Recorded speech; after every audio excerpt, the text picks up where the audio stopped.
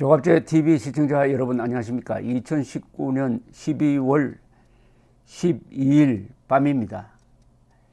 문희상 씨는 국회의장입니다. 무소속입니다. 그런데 이번에 예산안을 날치기로 처리하는 걸 보니까 예상했던 대로 문재인 대통령의 하수인임이 밝혀졌습니다. 국회의장, 대통령, 대법원장은 삼각관계로서 대등한 관계입니다. 삼권 분립을 유지하려면 이 세 사람이 대등한 관계에서 서로 협조하고 견제해야 되는데, 김명수 대법원장과 더불어 문희상 씨도 똑같은 수준의 심부름꾼이 되고 말았습니다. 이것은 대한민국 법치 파괴입니다. 삼권 분립에 대한 모독입니다. 그리고 한 인간으로서의 실패입니다. 이 문희상 씨는 저하고 동갑인 해방둥입니다. 그러니까 74시죠. 그리고 경복고등학교 나오고 서울대학교 나왔어요. 법대를 나왔습니다. 이런 경력을 가진 사람이 어떻게 이런 식으로 행동하느냐. 법률을 정면으로 위반하는 예산 처리였습니다. 거기에 대해서는 전문가적인 의견을 나중에 다시 소개를 해드리겠습니다. 인간으로서 실패일 뿐만 아니라 정치인으로서 절대 해서는 안 되고, 더구나 국회의장으로서, 대한민국 국회 대단한 국회입니다. 한국의 민주화는 사실은 국회가 주도해서 여기까지 왔습니다. 초대 국회의장 이승만 대통령과 문희상을 한번 비교해 보십시오. 어떻게 이런 차이가 납니까? 그 차이의 비결은 뭐냐? 대한민국 교육의 실패를 보여줍니다. 문희상 씨의 어제 행동은 대한민국 교육의 실패입니다. 무슨 교육의 실패냐? 인문교육의 실패입니다. 교양교육의 실패입니다. 문희상의 행동에서 느껴지는 게 교양 없는 사람입니다. 교양 없는 사람 문희상, 한 인간으로서의 자격이 없습니다. 더구나 74살 되는 사람이 이런 식으로 행동하면 되겠습니까? 74살. 그 교양의 붕괴는 어디서 나왔느냐?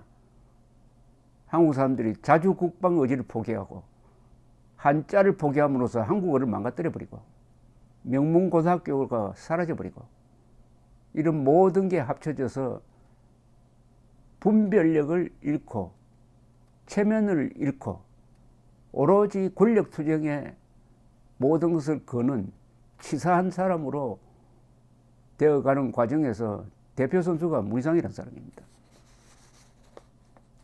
원래 있었던 일만 제가 예를 들겠습니다. 이분이 얼마나 정치인으로서 소양이 부족하느냐 하면은, 올해 초에 의원단과 함께 미국을 방문했습니다. 낸시 펠로시에게 선물을 주었어요. 고사성어를 한자로 적은 선물을 주었는데 만절필동이라고 적혀 있었습니다. 만절필동. 만절필동은 무슨 뜻이냐? 황하가 아무리 굽이쳐 흘러도 반드시 동해로 들어간다. 그것은 중국이나 한국에서는 황제에 대한 무조건적 충성을 말합니다. 중국 황제에 대한 무조건적 충성을 말하는 유명한 고사성어입니다. 우리 조선조의 주자학자들이 만절필동, 특히 송시열 같은 사람이 그 고사성어를 절개하면서 명나라 황제에 대한 충성을 맹세했던 그걸 써가지고 미국 하원 의장한테 줬다 이겁니다. 미국 하원 의장이 그걸 받아가지고 만약 전문가들한테 이게 무슨 뜻이냐고 했으면은 중국 황제에 대한 충성이다. 이런 모욕이 어디 있습니까?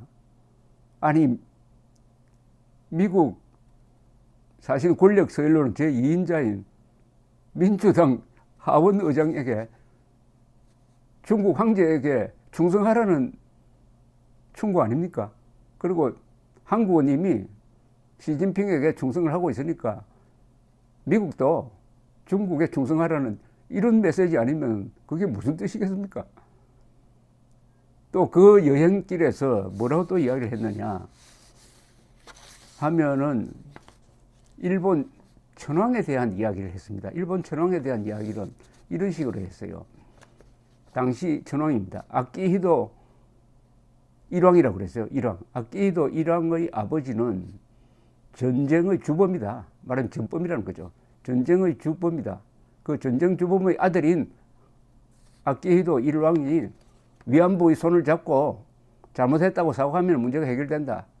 이런 이야기를 했습니다. 일본이 발칵 뒤집어졌습니다. 첫째, 팩트가 틀린다. 아키히도 천황의 아버지가 히로히토 천황이죠. 소화 천황이죠. 이분은 전쟁 범죄로 규정된 적이 한 번도 없습니다. 아니, 우리가 통상적으로 앉아가지고 전범 하는 것 하고 국회의장 되는 사람이 우리 우방국의 국가 원수를 향해서 당신 아버지가 전범이었다 하는 그 이상의 욕이 있습니까? 문제는 전범이었다는 판결이 나와야 될 거 아닙니까? 도쿄 재판에서는 일본 천황은, 히로히토 천황은 재판 대상이 아니었어요. 그 밑에 있었던 도조 히데키 같은 사람이 전범으로 단죄되었을 뿐입니다. 일본 역사를 조금이라도 알면은 일본이 태평양 전쟁 때 왜 처절하게 끝까지 싸웠느냐 하면은 천황제를 보존하기 위해서입니다. 국채죠. 일본의 국채는 천황제입니다. 그 뒤에 물론 종전 이후에는 달라졌지만 당시는 국채가 바로 천황이었습니다. 천황이 국가의 상징이었습니다. 그러니까 천황제를 유지를 해야 된다. 물론 천황이 전범으로 재판을 받아서도 안 된다. 천황이 전쟁 책임을 지면 안 된다. 끝까지 싸우다가 마지막에 포츠담 선언에서 무조건 항복 요청이 들어왔을 때 일본은 항복을 통보하면서 천황제는 유지한다는 것을 전제로 우리가 항복하겠다. 이렇게 나옵니다. 그래서 메가드 원수가, 메가드 사령관이 천황제를 유지하는 미국 전체가 일본 점령 계획에 있어서 천황제는 유지시켜준다. 왜냐하면 천황제를 유지하지 않으면은 일본이라는 나라를 통치할 수가 없다. 그래서 천황을 전범 대상에서 빼주는 것입니다. 이게 역사적 사실입니다. 아무리 히로히토 천황에 대해서 기분이 나쁘다고 하더라도 말을 지어내가지고 전범도 아닌 사람을 전범이라고 하면 되겠습니까? 이 두 가지는 뭘 가르쳐주냐? 중국과 일본과 한국에 대한 기초적인 역사적 사실에 대해서 국회의장이라는 사람이 아주 무지하다, 무지몽매하다. 그러면서 해외에 나가서 그것도 해외 언론과 인터뷰를 하면서 우리 우방국의 국가 원수를 그런 식으로 모독하니까 일본에서 발칵해가지고 계속 사죄하라 했지만 문희상 씨는 그건 내 생각이니까 사죄 못하겠다 했습니다. 국회의장이 자기 성깔대로 이야기를 합니까? 오늘 왜 국회의장이라는 사람이 저런 식으로 행동했느냐에 대해서 아들에게 의정부 갑 지역구를 넘겨주기 위해서 충성맹세로서 문재인 대통령에게 충성맹세의 일환으로서 이렇게 했다 하는 이야기까지 나오는데 그 아들이 세습 논란 피하지 않겠다, 내년에 출마하겠다 이렇게 당당하게 나왔네요. 당당하게. 한변이라는 단체가 있습니다. 한변. 상임대표 김태훈, 공동대표 석동현, 이현, 최명성. 오늘 성명서를 발표해가지고 어제 글피 이틀 전이군요. 문희상 국회의장이 예산 처리를 한 게 얼마나 이게 상식과 법에 어긋나는지를 잘 정리했습니다. 지금부터 읽어드리는 이것과 일본 천황에 대한 발언, 만절필동이라는 말도 안 되는 고사성어, 이것을 종합해서 문희상 씨를 한번 평가해 보시기 바랍니다. 대한민국의 수치입니다. 저런 국회의장을 가졌다는 것은 대한민국의 수치고 이 정권의 표상이죠. 거듭 말하지만 한국 교양교육의 실패입니다. 교양 없는 문희상 씨의 행동을 보면서 교양교육의, 인문교육의 절실함을 느낍니다. 인문교육이라고 할 때 보통 우리가 문사철이라고 합니다. 문학은 인간의 심연을 들여다보게 합니다. 인간의 본질을 알게 하는 게 문학입니다.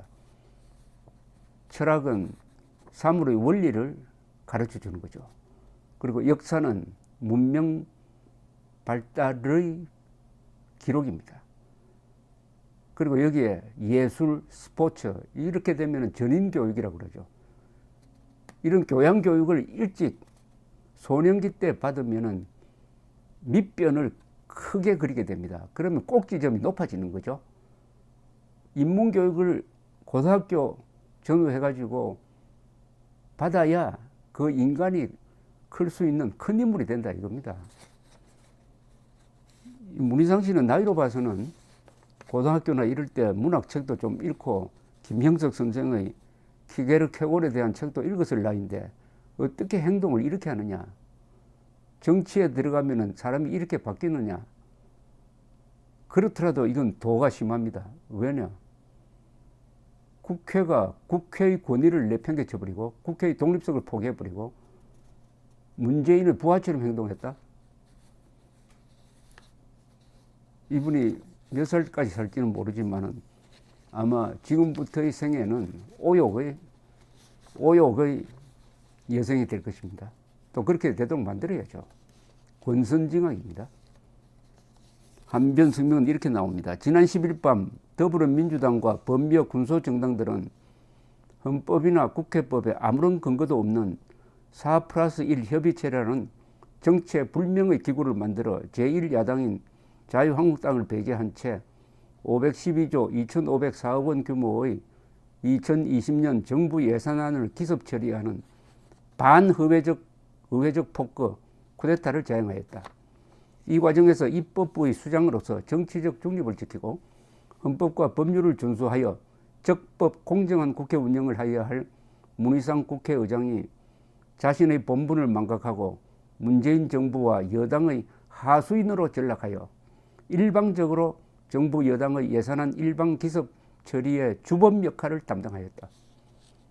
문 의장은 지난 10일 밤 속개된 국회 본회의에서 예산안 처리에 앞서 먼저 처리하여야 할 예산안 부수 법안을 상정하지 않고 예산안을 1번 안건으로 기습 상정함으로써 예산안의 날치기 통과에 주도적 역할을 담당하였다. 순서상 예산안 부수 법안의 우선 처리는 세입이 확정된 후 예산안을 처리하는 것이 법리나 관행에 비추어 당연한 것임에도 자유한국당의 반대 토론이나 수정안의 제출을 봉쇄하기 위하여 순서를 바꾸어 예산안부터 기습적으로 상정함으로써 예산안의 일방적 날치기 통과가 가능토록 한 것이다. 즉 돈 쓰는 예산안을 먼저 통과시켜 놓고 그러면 어떻게 그 돈을 마련할 것이냐 하는 세입 예산안 처리는 그 뒤로 미루었다는 겁니다. 이게 법리상 도저히 맞지 않다는 겁니다. 돈을 쓰는 것만 통과시키고 어떻게 거둘 거냐 하는 것은 그 뒤로 미루었다는 거예요. 그리고는 몸이 불편하다는 핑계로 화장실로 가서 주승용 국회 부의장에게 전화하여 예산 부수 법안 처리의 사백권을 부의장에게 넘기는 비겁함도 보였다. 국회의장은 정치적 중립과 공정을 위하여 당직까지 버려야 하는 엄중한 자리다. 문 의장 스스로도 2018년 7월 20일 제20대 후반기 국회의장에 취임할 때 대화와 타협, 협치를 통한 국정운영은 20대 국회의 숙명이라며 남은 2년은 첫째도 협치, 둘째도 협치, 셋째도 협치가 최우선이라고 공언한 바 있다. 그러나 그의 실제 행보는 너무 다르다.